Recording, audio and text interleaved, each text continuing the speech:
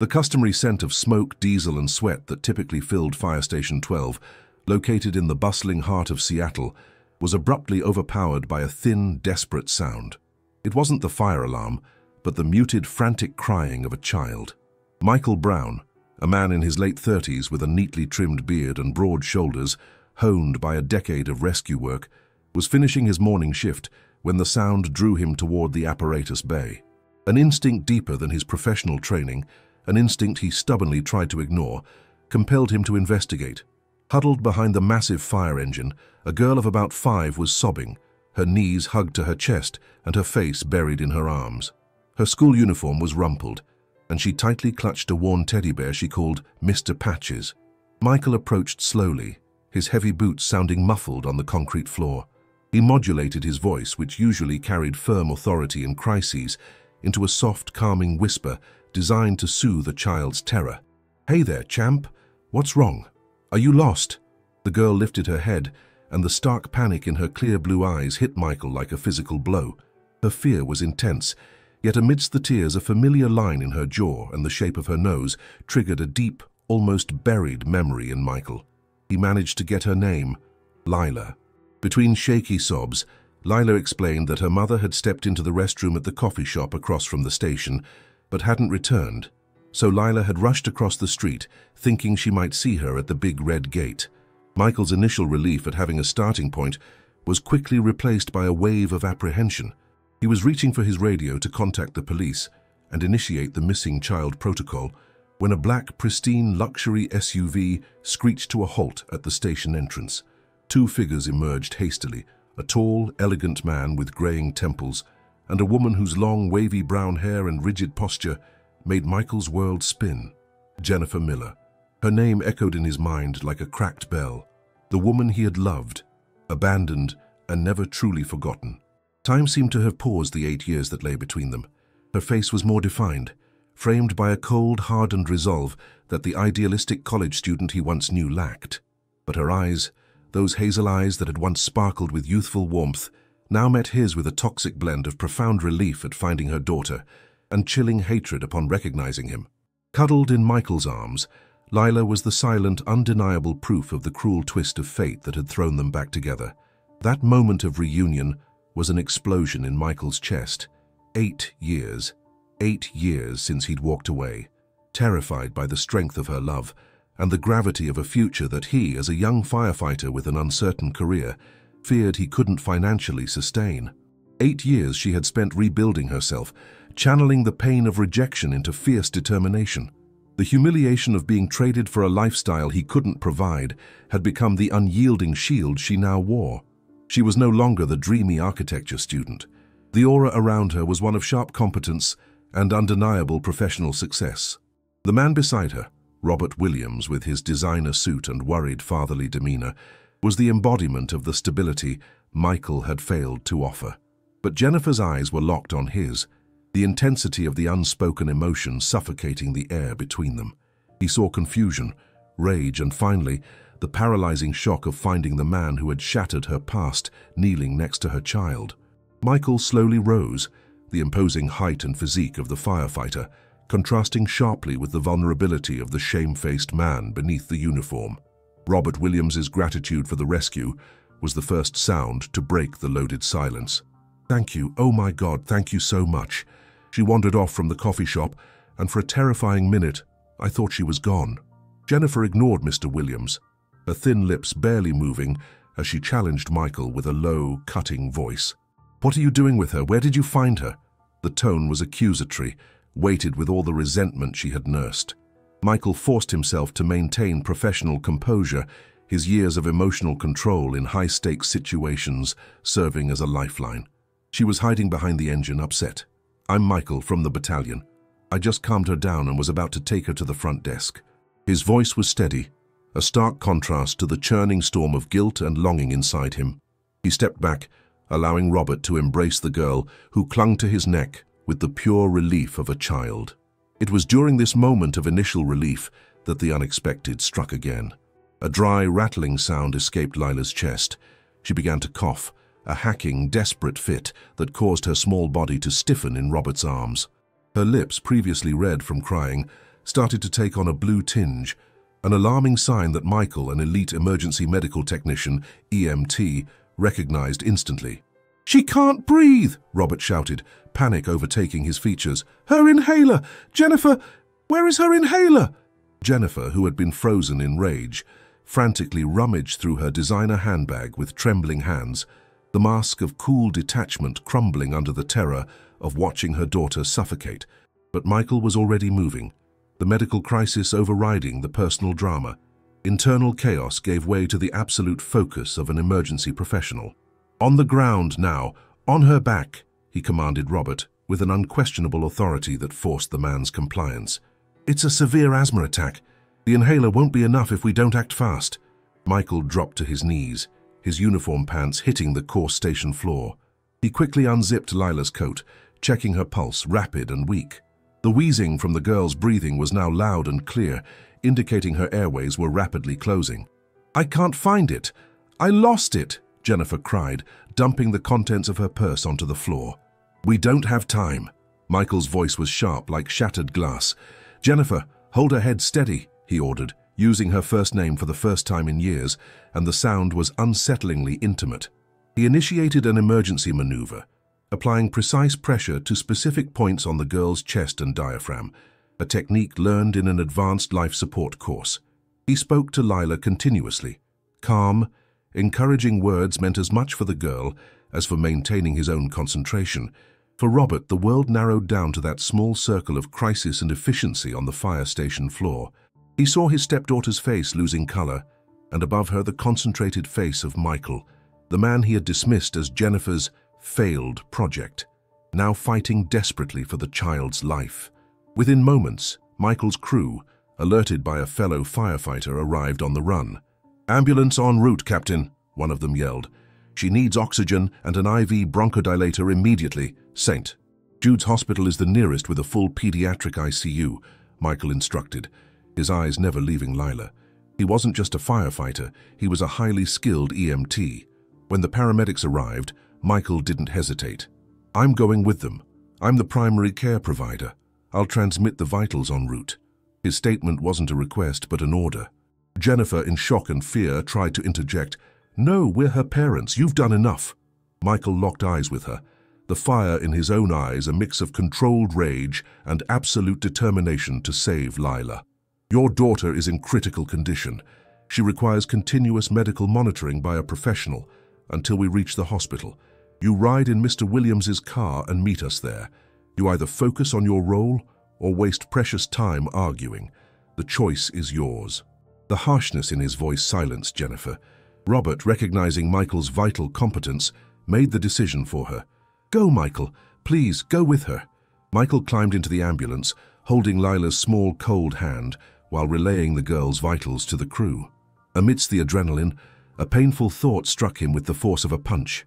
This was the daughter of the woman he had abandoned, the daughter of the man who now had her. Yet he was fighting for this child's life with the same intensity he would for anyone. They arrived at St. Jude's in record time.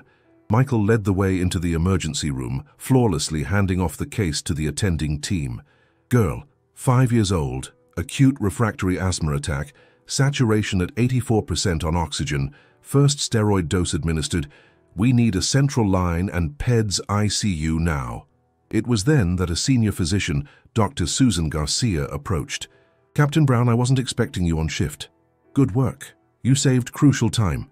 Michael felt a brief flicker of pride, instantly overshadowed by the pain of the reunion, as Jennifer and Robert burst into the ER. Jennifer saw the scene, a team of doctors and nurses working on her daughter, and at the center of it all, commanding the situation with impressive calm, was Michael, the man she thought she had left behind forever. After Lila's stabilization and transfer to the pediatric ICU, Michael Brown finally allowed himself a moment to lean against the cold corridor wall. His breathing was shallow, and the smell of hospital antiseptic, usually a sign of safety for him, now seemed blended with Jennifer Miller's floral perfume, triggering memories he'd spent years suppressing. Dr. Susan Garcia approached, handing him a cold bottle of water. "You all right, Captain?" The girl's father. The way he looked at you was tense. Michael took a quick gulp. "We have a distant past, Doctor, that's all." Before he could move on, Jennifer and Robert appeared, their faces pale and drawn. Robert, obviously grateful and exhausted, stepped toward Michael. "Captain Brown, I can't thank you enough. Your quick action, but you're a hero. Dr. Garcia assured me you're the EMT who provided the initial care. She's in excellent hands here." But Jennifer, though relieved, couldn't hide the cold hostility radiating from her.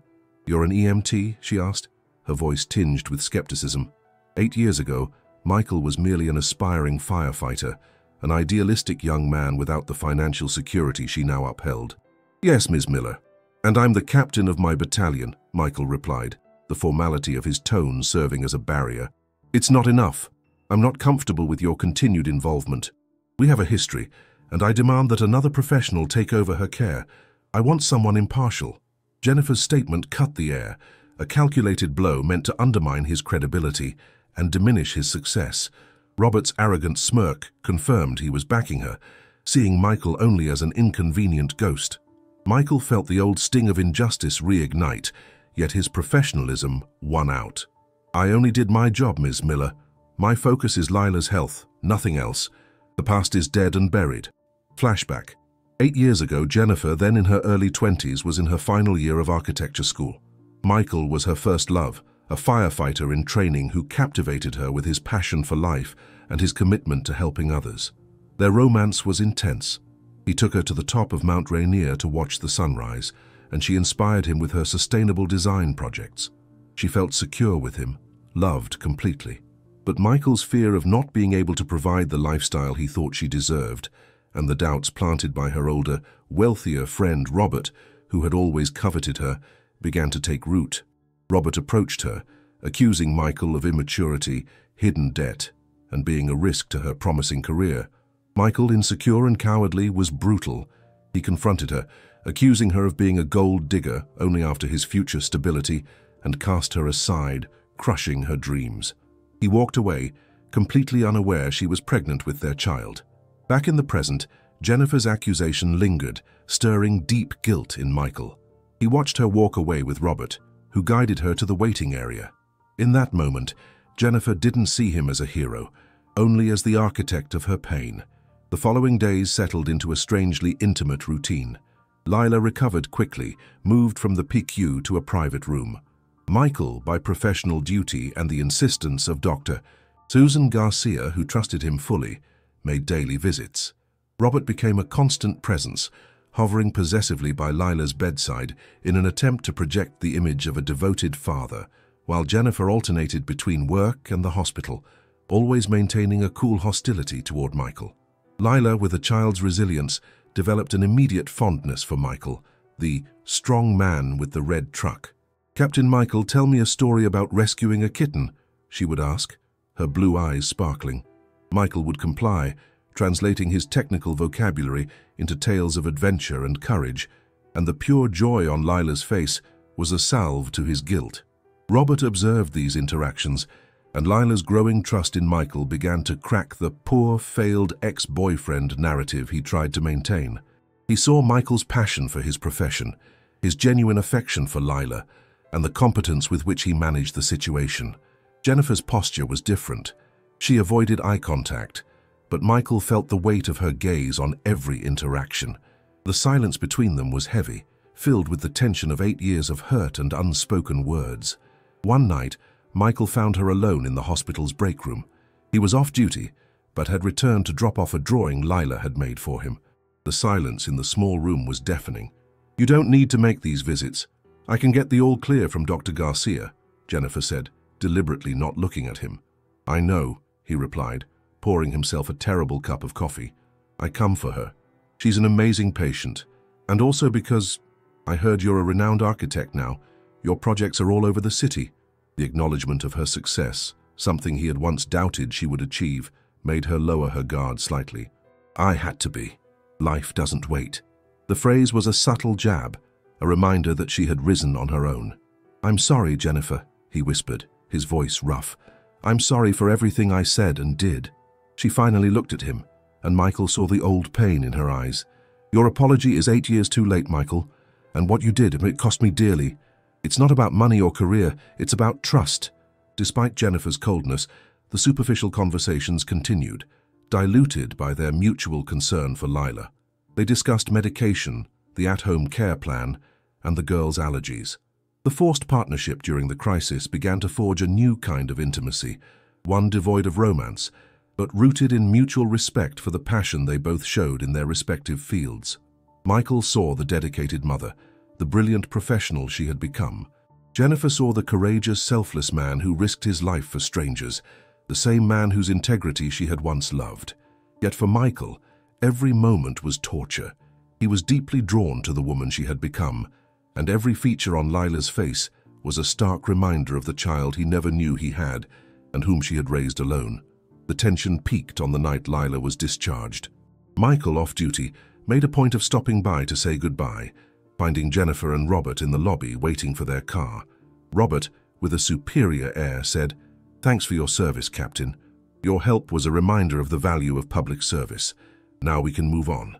Michael ignored him, focusing on Jennifer. "Lila's stable, but follow-up is vital. Call Dr. Garcia at the slightest sign of distress." Jennifer nodded, her expression unreadable.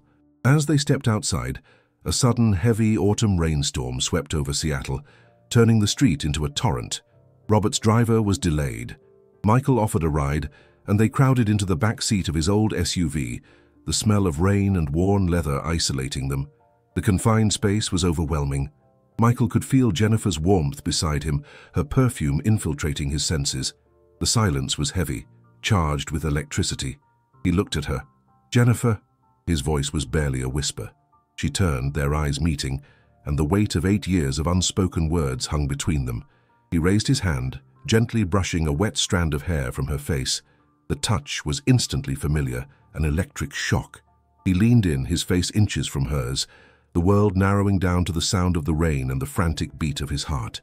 She closed her eyes, a silent surrender.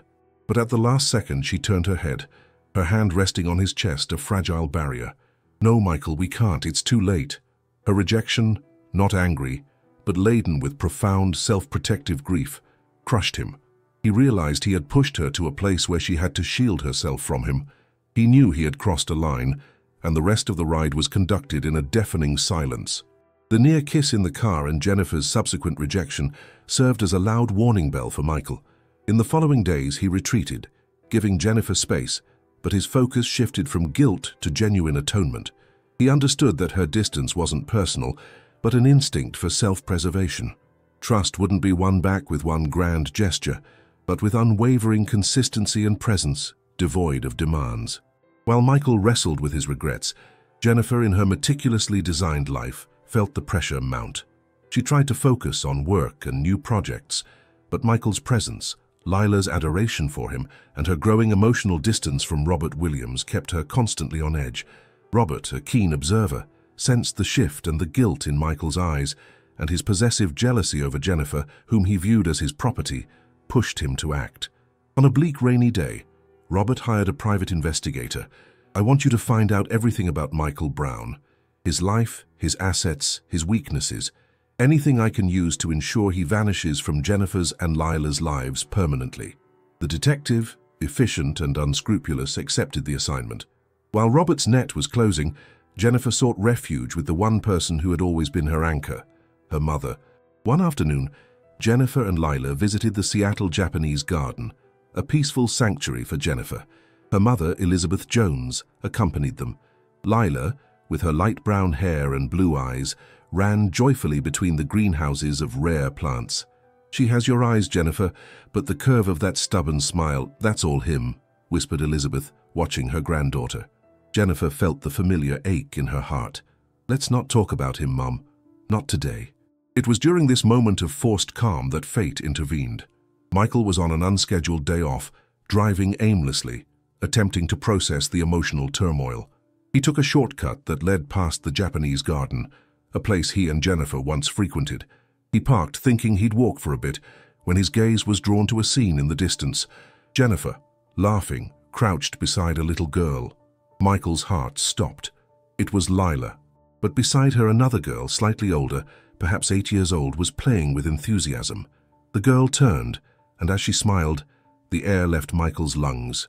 The shape of her jaw, the arch of her brow, and that wide, slightly crooked smile. It was his own smile, but miniature. The girl was clearly around 8 years old. Michael had abandoned Jennifer 8 years ago. The math hit him with the force of a tidal wave. He had another child.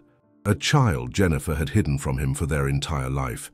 The truth froze him to the spot.